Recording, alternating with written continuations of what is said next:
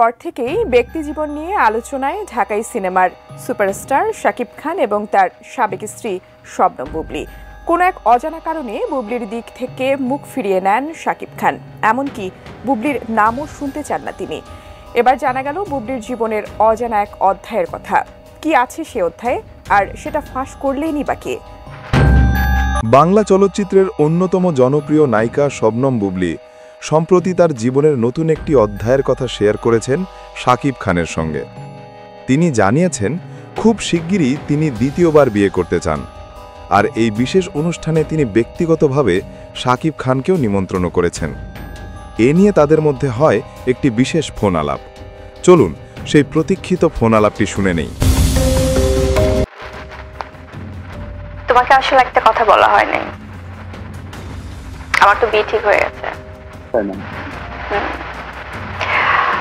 Family থেকেই সব ঠিকঠাক, আসলে অনেকদিন ধরেই কথা হচ্ছিল, তো ফাইনালি তো মানে নেক্সট উইকে বিয়ে। আমার এতই দোষ, তো ইউ ইনভাইটেড, তুমি এসো। আর সবচেয়ে বড় জিনিস হচ্ছে আমার বিয়ের যে কেনাকাটা, সেটাতে কিন্তু তোমাকে আমার সাথে থাকতে হবে। আসলে হয় কখনো কিন্তু আমার বুঝতে আসে না, ফ্যামিলি সবাই থাকবে বাট তুমিও থেকো।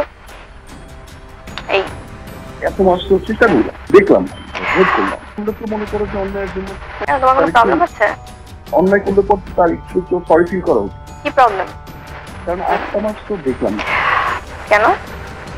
দেখো যে আজকে যদি আমরা যদি ওরকম আমার এই জায়গাটা যদি আমি হ্যাপিলি আমার সবকিছু থাকতো, সেটা তো তাহলে আজকে এত গোপনীয়তা থাকতো না।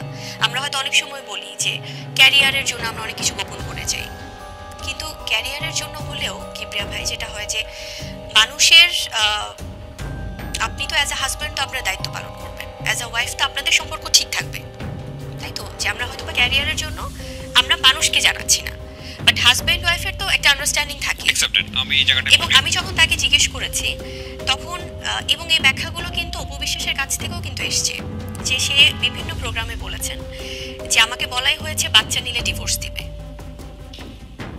এটা কিন্তু সব চ্যানেলে প্রোগ্রামে আছে, সব চ্যানেল বলতে যে চ্যানেলগুলোতে গিয়েছে, যে তাকে বলা হয়েছে যে আমি যদি বেবি নেই তাহলে আমাকে ডিভোর্স, আমাকে সংসার না হলে বাচ্চা, দুটার একটা চুজ করতে বলা হয়েছে।